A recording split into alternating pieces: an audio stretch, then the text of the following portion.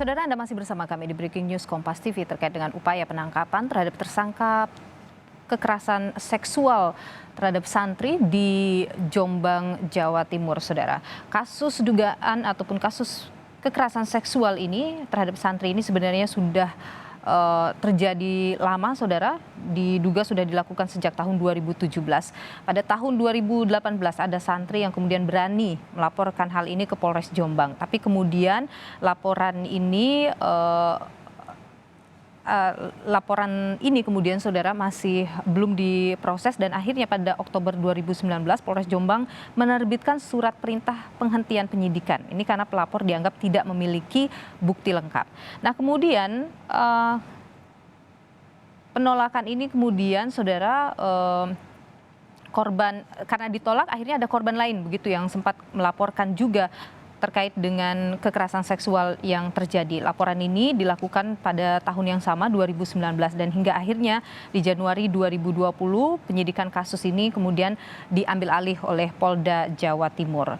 Panjang perjalanan bagi para korban, Saudara, untuk mendapatkan keadilan. Proses gugatan terhadap Polda Jatim ini juga dilakukan oleh tersangka, bahkan juga sempat menuntut ganti rugi kepada Polda Jatim dan juga diminta untuk memulihkan nama baiknya. Kemudian ia juga sempat melakukan pra-peradilan ke Pengadilan Negeri Jombang dan kemudian pra-peradilan ini juga sudah ditolak begitu. Dan akhirnya di awal Januari 2022, Saudara, pihak kepolisian ataupun menetapkan tersangka ini sebagai tersangka dan berkasnya ini dinyatakan lengkap atau P21 oleh Kejaksaan. Pemanggilan dilakukan oleh pihak kepolisian sudah 3 kali dalam 6 bulan terakhir ini.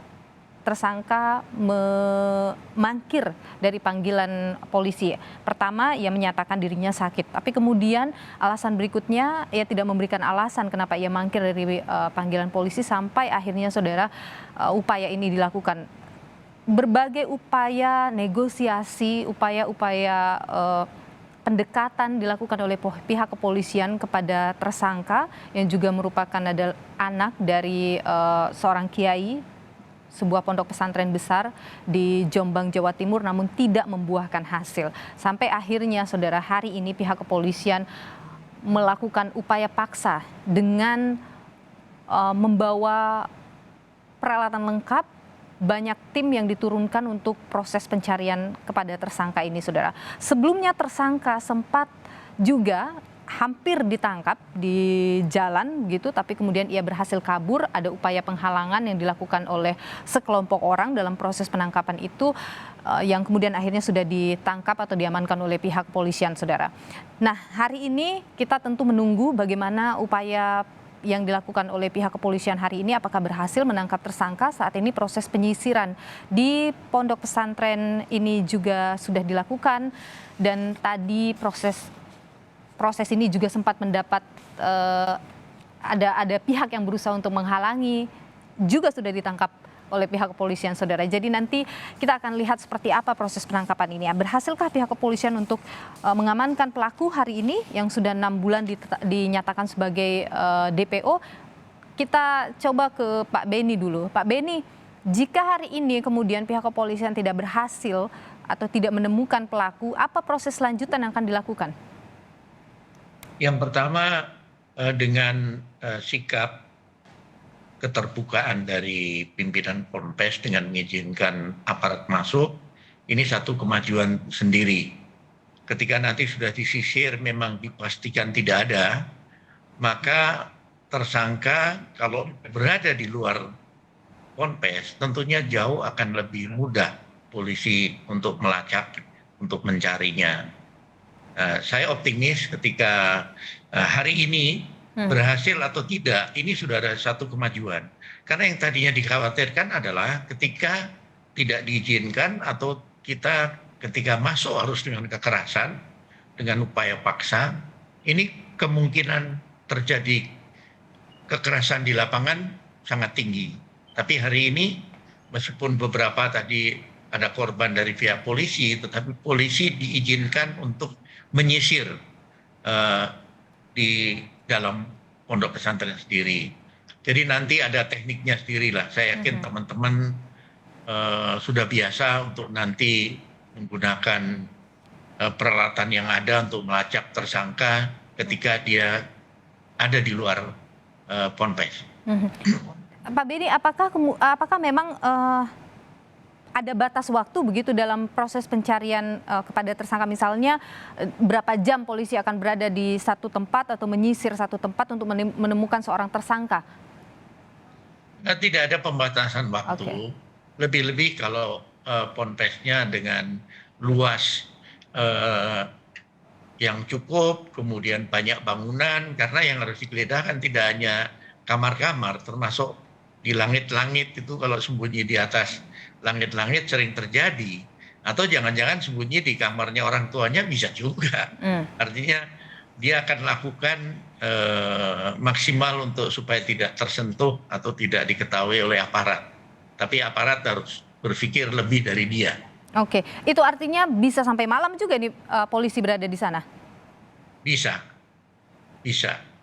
Oke, apakah kemudian akan ada penyisiran lebih luas misalnya? Ini kan saat ini penyisiran hanya di dalam pondok pesantren saja. Ya, penyisiran berikut adalah CCTV. Oke. CCTV yang ada di sekitar ponpes, jalur-jalur, jalan-jalan yang sekitar ponpes, apakah ada pergerakan mobil pada jam-jam ketika aparat datang, itu kan biasanya begitu. Sudah difikirkan bahwa begitu aparat mau masuk dari depan, mungkin dia lewat pintu belakang atau jalan tikus.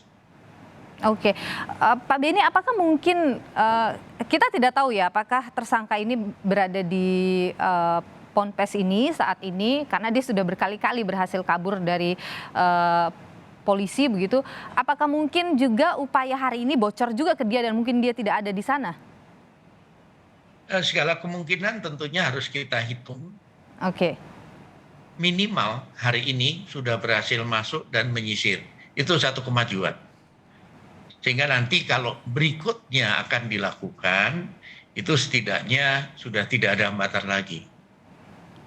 Oke, jadi ini semacam sinyal bahwa pondok pesantren sudah terbuka untuk menerima polisi yang ingin melakukan penangkapan terhadap tersangka, begitu Pak Beni? Betul, jadi kita perlu memberikan apresiasi kepada pimpinan pondok pesantren yang sudah membuka diri untuk aparat tanpa perlu memaksa melakukan penyisiran. Oke, baik. Ke Kang Asep dulu. Kang Asep, apa dukungan yang perlu, karena kita tahu bahwa ini juga isu yang kemudian agak sensitif ya, Kang Asep banyak menyebut begitu. Tapi apa yang perlu diperhatikan di sini nantinya, ke depannya begitu? Yang pertama saya kira masyarakat sekitarnya, terutama juga pada umumnya masyarakat Indonesia, harus mempercayai bahwa ini bukan fitnah terhadap institusi pesantren. Ada oknum di kan yang kebetulan anak seorang kiai pimpinan pesantren melakukan perbuatan kejahatan seksual. Jadi jangan sampai nanti seolah kesannya bahwa ini adalah kriminalisasi terhadap pesantren, terhadap ulama, terhadap santri. Nah ini yang perlu diwaspadai. Tapi saya bersyukur karena kalau lihat pergerakan media sosial dan semua, ya semua mendukung apa yang dilakukan oleh pihak kepolisian. Tahapan-tahapan kepolisian ini saya kira perlu kita dukung. Artinya semangat untuk tetap menangkap orang yang bersangkutan. Tapi saya berharap mungkin ya sore ini atau siang ini yang bersangkutan menyerahkan diri secara baik-baik lah. Kalau menyerahkan diri baik-baik kan aman-aman saja kan sebenarnya. Tapi yang kita khawatirkan tadi ya kejadian-kejadian sebelumnya takut diulang ya, penyangkalan, membawa senjata, melawan, menantang, itu yang kita khawatirkan. Tapi perlu dipahami ya sekali lagi bahwa publik sekarang sudah tahu bahwa yang dilakukan oleh kepolisian adalah penangkapan terhadap yang bersangkutan. Dan saya katakan lagi, yang bersangkutan kalau penangkapan salah, sekali lagi penangkapannya salah tidak sesuai prosedur, silakan pra peradilan kan, gampang kok ya. Nah, tapi sekarang kita bersyukur apa yang dikatakan Pak Beni, ada langkah-langkah sudah masuk. Cuman jangan sampai nanti keluar dari lubang tikus dan sebagainya. Tapi saya kira kepolisian sudah tahu lah, saya kira pergerakan-pergerakan yang bersangkutan dan kita berharap semua berdoa bahwa yang bersangkutan bisa tertangkap hari ini gitu. Yang inilah yang pertama.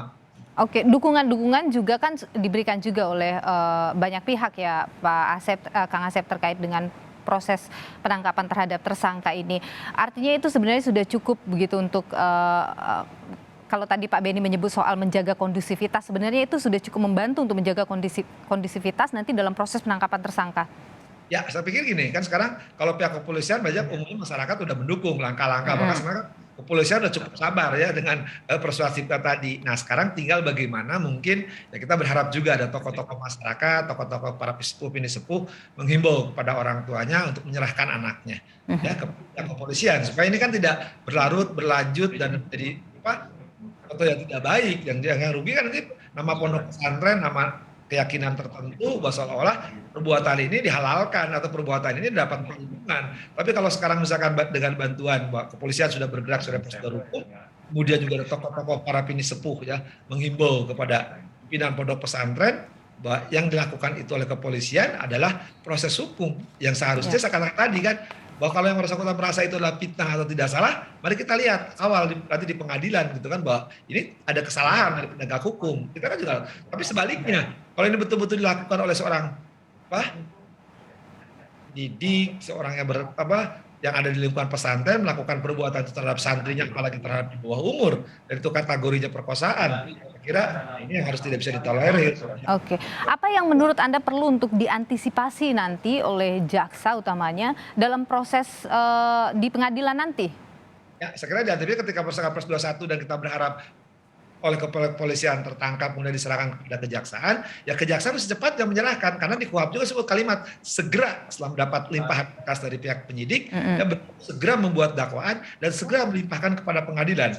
Apa maksudnya? Ajasa peradilan itu sebenarnya mudah biaya ringan, ada percepatan penyelesaian perkara, jangan sampai tertunda nanti ada kejadian-kejadian yang kita harapkan dan juga sama sepatnya. Ketika jaksa pengalaman lah membuat dakwaan kekerasan seksual itu udah di luar kepala, jadi harus sekarang disiapkan itu ya.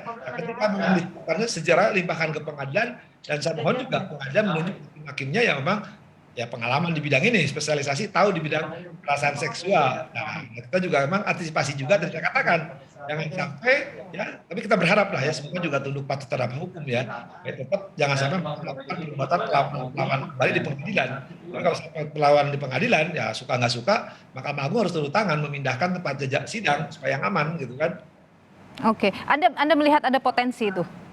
Ya, kalau sekarang lihat pergerakan kemarin kan, ini pertama lihat itu udah 2 tahun. Kemarin ke DPO, makanya mencatat berangkat.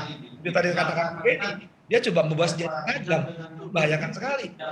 Nah, bayangkan kalau kepolisian mungkin kekuatannya banyak. Pengadilan nanti kan kekuatannya tetap aja kan minta bantuan polisi juga kan, nggak bisa polisi di pengadilan nggak ada aparat penegak yang kan tetap akan minta bantuan Polres Jombang juga kalau itu di Jombang dan setidaknya pasti seperti pengamanan persidangan mengkhawatirkan mereka mengerahkan masalah gitu, tapi kita berharap tidak lah itu ya sekali lagi ikutin persidangan ini, tapi kalau suatu terjadi mungkin antisipasi kita maupun pengadilan seperti udah kemudian kita yakin lah ya, ada hukum baik maupun pengadilan sudah siap, tapi setidak-tidaknya antisipasi tadi ya membantu dorongan moral maupun kekuatan kepada para penegak hukum itu harus tetap dilakukan oleh para pimpinannya.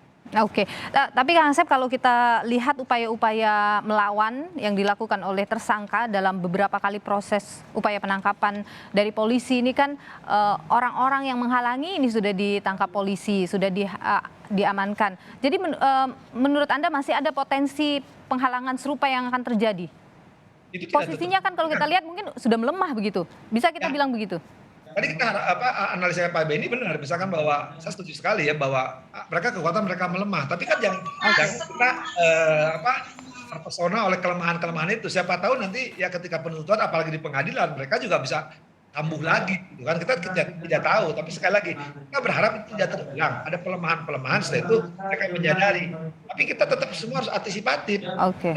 Kan fakta juga mengungkap ketika menyidangkan tokoh tertentu yang sifatnya sensitif ya karena menyangkut kearifan lokal, menyangkut keyakinan, biasanya masanya itu kan mereka membabi buta. Nah yang babi buta ini yang ya itu yang dikhawatirkan. Baik, Kang Asep.